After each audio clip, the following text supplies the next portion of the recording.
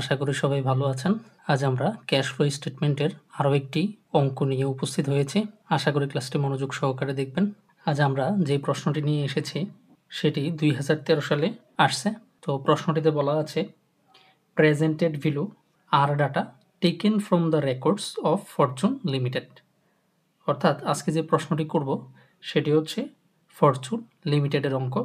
তো cash flow স্টেটমেন্টের নিয়ম অনুযায়ী আমরা জানি সর্বপ্রথম আমাদেরকে লিখতে হবে cash flow from operating activities.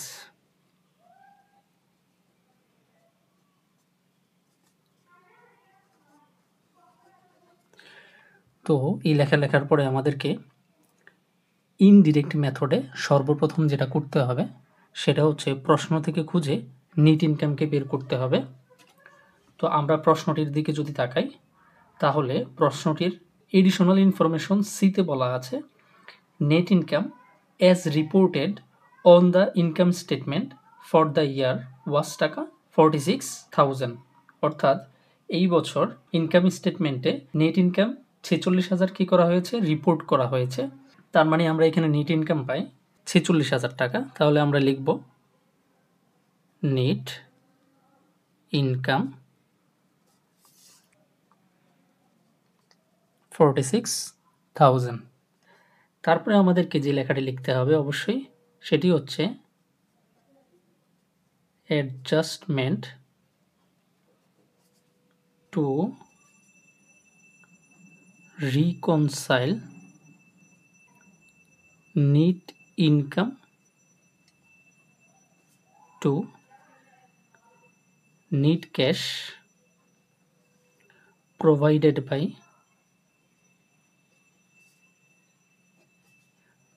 operating activities।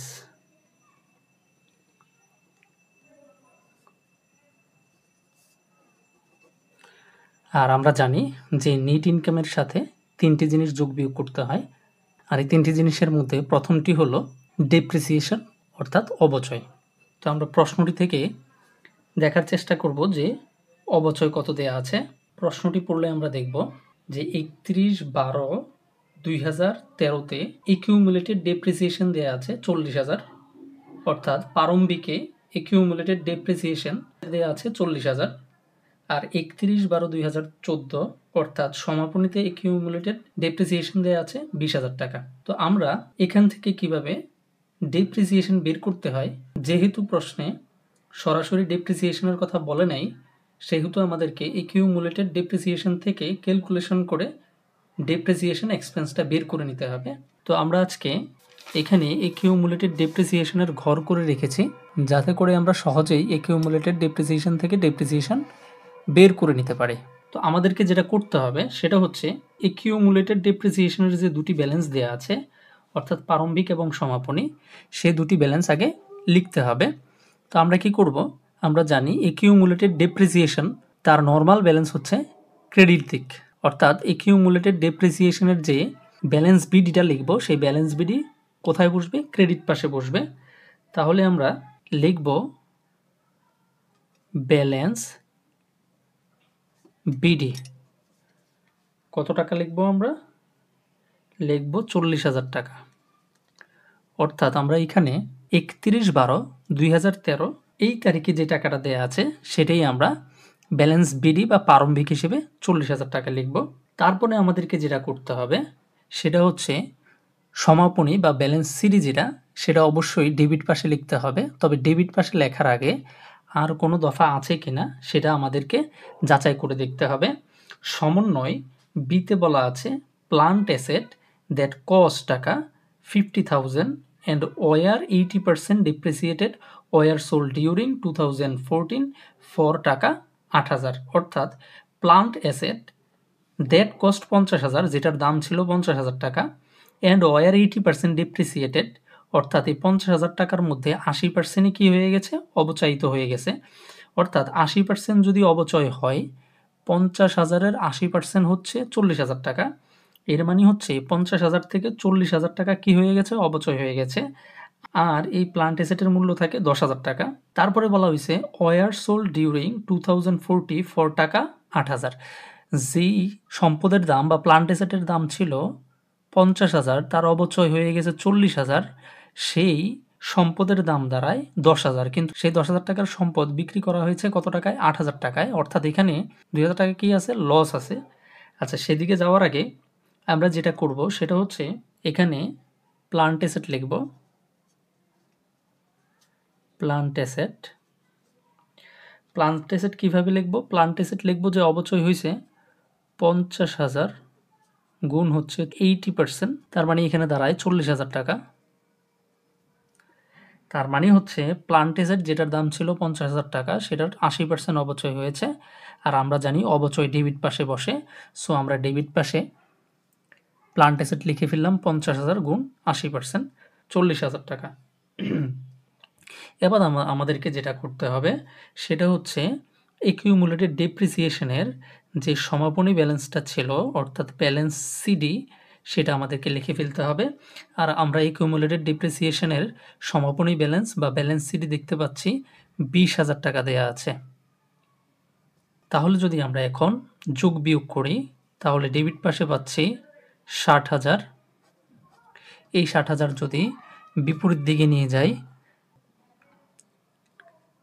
এখন এই 60,000 থেকে উপরের 40,000 বিয়োগ করলে দাঁড়ায় 20,000, আর এই 20,000ই হবে আমাদের ডিপ্রিসিয়েশন এক্সপেন্স। এটাকে আমরা বলবো বিএফ, মানে হচ্ছে ব্যালেন্সিং ফিগার। তাহলে আজকে আমাদের ডিপ্রিসিয়েশন এক্সপেন্স দাঁড়ালো কত, 20,000 টাকা। সো আমরা আজকে এখানে লিখব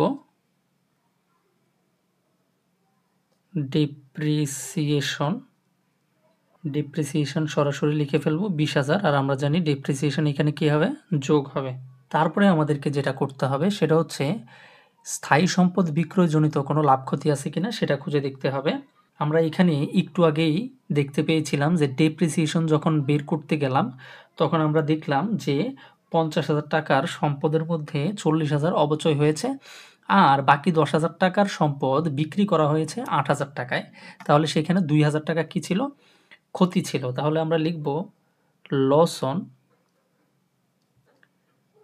sale of plant asset. Loss on sale of plant asset কত টাকা দাঁড়ায়, 2,000 টাকা। আর আমরা জানি লস যদি হয় তাহলে সেটাও কি হয়, প্লাসের হয়। সো আজকে এটাও প্লাসের হবে। আমরা খেয়াল করে দেখব আর কোনো লস আছে কিনা। আমরা প্রশ্নে দেখতে পাচ্ছি লং টার্ম ইনভেস্টমেন্ট ছিল 53,000 টাকা, যেটার সমাপনী ব্যালেন্স হচ্ছে 10,000 টাকা। তার মানে এখানে আমাদের লং টার্ম ইনভেস্টমেন্ট কমেছে 43,000 টাকার। কিন্তু সমন্বয়ে যখন আমরা দেখছি, সমন্বয় এতে বলা আছে held to maturity securities carried a cost of টাকা 43,000 অন ডিসেম্বর 31, 2013। মানে হচ্ছে 2013 সালের 31 ডিসেম্বরে একটা হেল্ড টু ম্যাচিউরিটি সিকিউরিটি ছিল যেটার মূল্য ছিল 43,000, কিন্তু বলা আছে ওয়ার সোল্ড ইন 2014, মানে 2024 সালে সেটা বিক্রি করা হয়েছে ফর টাকা 34,000। অর্থাৎ 43,000 টাকার সম্পদ বা ইনভেস্টমেন্ট বিক্রি করা হয়েছে 34,000 টাকায়। তাহলে দেখা যাচ্ছে এখানে 9,000 টাকার লস হয়েছে। তাহলে আমরা লিখব লস অন সেল অফ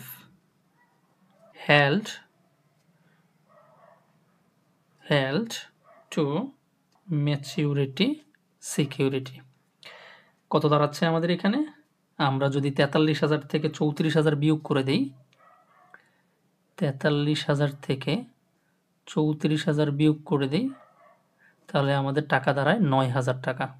তাহলে আমাদের প্রথম দফা আর সেটা হচ্ছে ডিপ্রিসিয়েশন, এবং দ্বিতীয় দফা সেটা হচ্ছে কি, যদি কোনো স্থায়ী সম্পদের লাভ ক্ষতি থাকে অথবা লস অর গেইন থাকে সেগুলো আনতে হবে। তাহলে আমাদের দুইটা দফা শেষ। আরও একটি দফা কারণ যেহেতু আমরা জানি নেট ইনকামের সাথে ৩টি দফা যোগ বিয়োগ করতে হবে। আরও একটি হচ্ছে চলতি সম্পদ বা চলতি দায়ের হ্রাস বৃদ্ধি। তো আমরা দেখব যে প্রশ্নে কোনো চলতি দায় বা চলতি সম্পদের হ্রাস বৃদ্ধি আছে কিনা।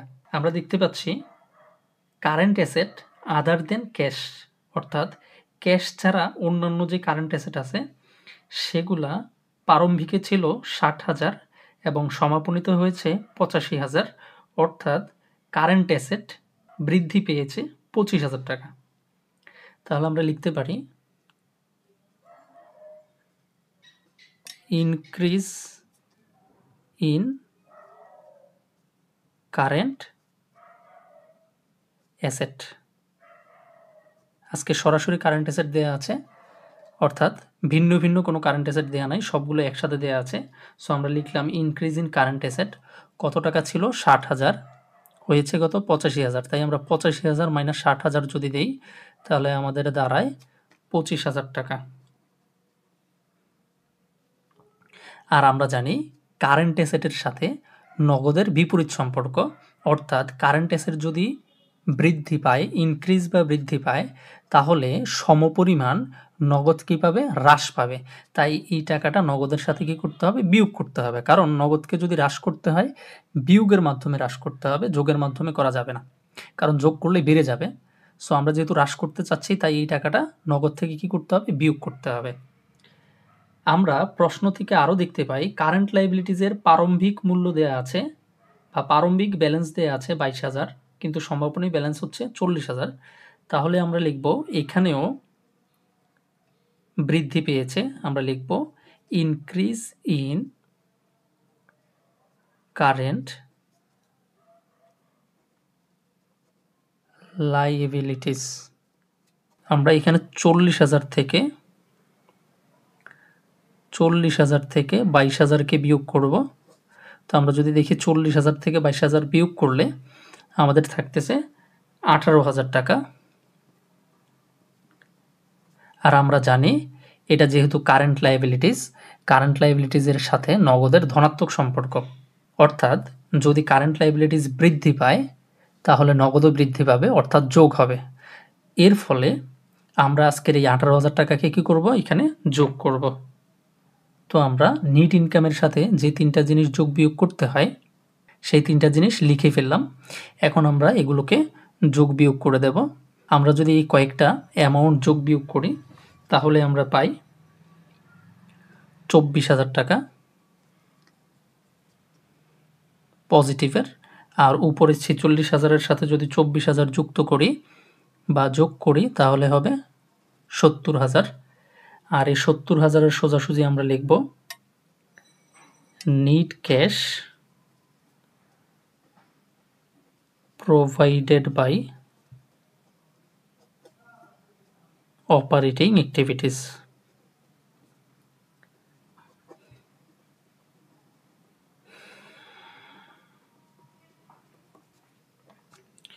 আশা করি অপারেটিং অ্যাক্টিভিটিস বুঝতে পেরেছেন। এখন আমরা চলে যাব ইনভেস্টিং অ্যাক্টিভিটিসে। তো আমাদেরকে লিখতে হবে cash flow from investing activities.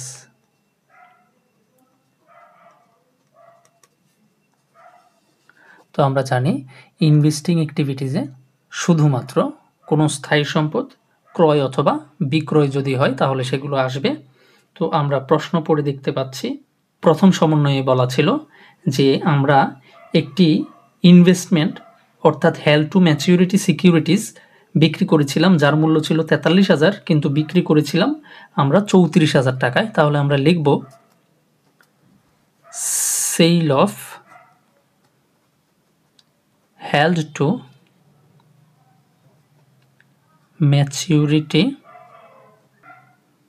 security কত টাকা, ৩৪,০০০ টাকা। আর আমরা জানি সেল যদি করি তাহলে আমাদের নগদ টাকা বাড়বে, অর্থাৎ নগদের সাথে এই ৩৪,০০০ টাকা যোগ হবে। আরও যদি প্রশ্নটিতে খেয়াল করি সমন্বয় বিতে বলা আছে প্লান্ট অ্যাসেট যেটা নাকি 50,000 টাকা ছিল ওয়ার 80% ডিপ্রিসিয়েটেড, কিন্তু বলা আছে ওয়ার সোল্ড ডিউরিং 2014 ফর টাকা 8,000।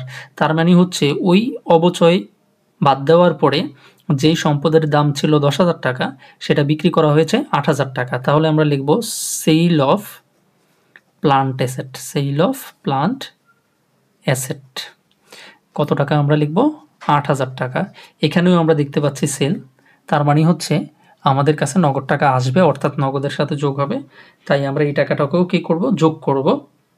আমরা প্রশ্নটি থেকে দেখতে পাচ্ছি যে প্লান্ট অ্যাসেটের যে দুটি ব্যালেন্স দেয়া আছে, একটি দেয়া আছে অর্থাৎ প্রারম্ভিক দেয়া আছে 2,15,000 টাকা আর সমাপনী দেয়া আছে 3,35,000 টাকা। এর মধ্যে সমন্বয়ে বলা আছে যে প্লান্ট অ্যাসেটের 50,000 টাকার সম্পদের 80% অবচায়িত হয়েছে এবং বাকি 10,000 টাকা সম্পদ 8,000 টাকায় বিক্রি করা হয়েছে। তো আমরা এখানে দেখতে পাচ্ছি যে ব্যালেন্সের তারতম্য দেখা যাচ্ছে, অর্থাৎ এখানে প্লান্ট অ্যাসেট পারচেজ থাকতে পারে। তো আমরা একটু দেখে নেব ক্যালকুলেশনের মাধ্যমে যে কিভাবে করা যায়। আমরা এখানে ঘর করে রেখেছি খতিয়ানের ঘর, যেন আমরা সহজেই এর অ্যামাউন্ট বের করতে পারি। তো আমরা লিখেছি উপরে প্লান্ট অ্যাসেট, আর প্লান্ট অ্যাসেটের এখানে দুটি ব্যালেন্স দেওয়া আছে। প্রারম্ভিক ব্যালেন্সে দেওয়া আছে 2,15,000, আর আমরা জানি প্লান্ট অ্যাসেটের যে ব্যালেন্সটা দেওয়া আছে অর্থাৎ প্রারম্ভিক ব্যালেন্স, প্লান্ট অ্যাসেটের প্রারম্ভিক ব্যালেন্সের নর্মাল ব্যালেন্সই হচ্ছে ডেবিট পাস। তাহলে আমরা এখানে লিখব ব্যালেন্স বিডি। তো ব্যালেন্স বিডিতে আমাদের এখানে দেয়া ছিল একটু আগেই বললাম 2,15,000 টাকা, এবং প্লান্ট অ্যাসেট আমরা সোল্ড করেছিলাম। তো যখন আমরা সোল্ড করব, কোনো সম্পদ যখন বিক্রি করে ফেলব তখন সেটা ক্রেডিটে চলে যাবে। তাহলে আমরা লিখব প্লান্ট অ্যাসেট সোল্ড 50,000 টাকার, যেটা নাকি সমন্বয়ে ছিল। তারপরে আমরা প্লান্ট অ্যাসেটের সমাপনী ব্যালেন্স দেখতে পাচ্ছি, অর্থাৎ 3,35,000 টাকা। এখন আমরা যদি এখানে ক্যালকুলেশন করি তাহলে এখানে দাঁড়াবে 3,85,000 টাকা। ওই টাকাটাই যদি আমরা বিপরীত পাশে নিয়ে আসি 3,85,000 টাকা, এবং এর থেকে যদি উপরের টাকাটা আমরা বিয়োগ করে দেই তাহলে আমাদের টাকা দাঁড়াবে 1,70,000 টাকা। অর্থাৎ এই টাকাটাই হচ্ছে ব্যালেন্সিং ফিগার হিসেবে প্লান্ট অ্যাসেটের পারচেস অফ প্লান্ট অ্যাসেট। তো আমরা লিখব বিএফ, বিএফ মানে হচ্ছে ব্যালেন্সিং ফিগার। তার মানে প্রশ্নটা পরে আমরা বুঝতে পারি যে প্লান্ট অ্যাসেট কি করা হয়েছে, পারচেস করা হয়েছে কত টাকার, 1,70,000 টাকার। তাহলে আমরা এখানে লিখতে পারি পারচেজ অফ প্লান্ট অ্যাসেট কত টাকা, 1,70,000 টাকা। আর আমরা জানি যেহেতু এখানে পারচেজ দেওয়া আছে, আমরা জানি পারচেজ থাকলে সেটা কি করতে হবে, নগদ থেকে বিয়োগ করতে হবে। এই হচ্ছে আমাদের ইনভেস্টিং অ্যাক্টিভিটিসে আসার মতো দফাগুলো। আর প্রশ্ন অনুযায়ী আর এখানে আসার মতো কোনো দফা নেই। আমরা এই 2-3টা জিনিস যোগ বিয়োগ করব। যোগ বিয়োগ করলে আমরা দেখতে পাচ্ছি 1,28,000 টাকা আমাদের নেগেটিভ ব্যালেন্স বের হয়। আর যেহেতু এখানে নেগেটিভ ব্যালেন্স বের হয়েছে তাই আমাদেরকে লিখতে হবে net cash used in investing activities।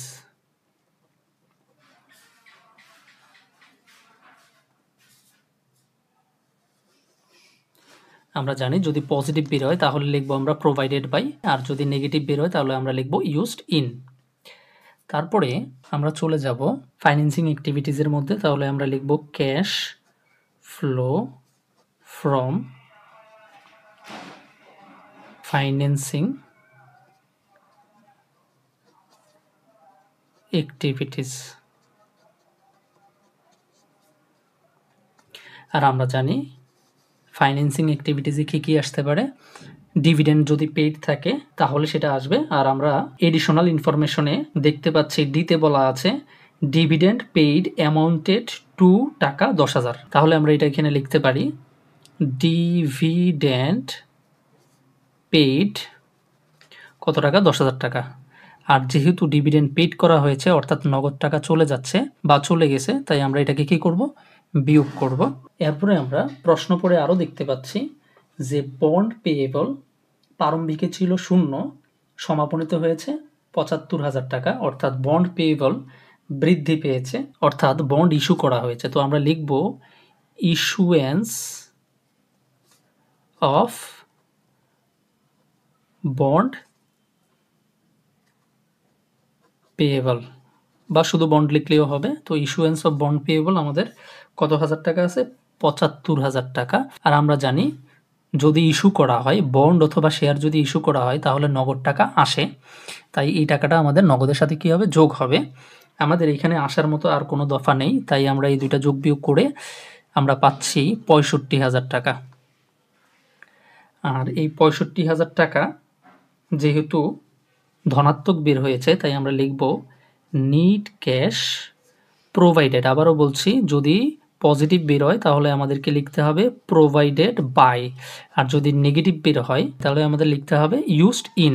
তাহলে আমরা এখানে লিখব net cash provided by financing activities, financing activities. আমরা পাচ্ছি কত, ৬৫,০০০ টাকা। এখন উপরে যদি এই ৭০,০০০, ১,২৮,০০০ ঋণাত্মক এবং ৬৫,০০০ এই তিনটা যদি আমরা যোগ বিয়োগ করি তাহলে আমাদের ধনাত্মক বের হয় ৭,০০০ টাকা।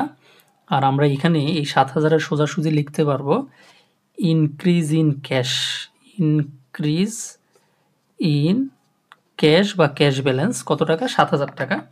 এটার সাথে আমরা যোগ করব এট বিগিনিং ব্যালেন্স বা opening balance, opening cash balance আমরা এটার সাথে যোগ করব।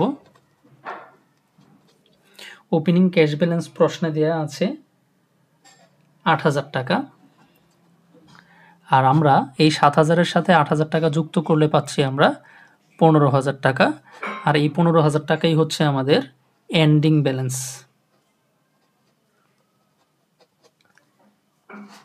Ending balance.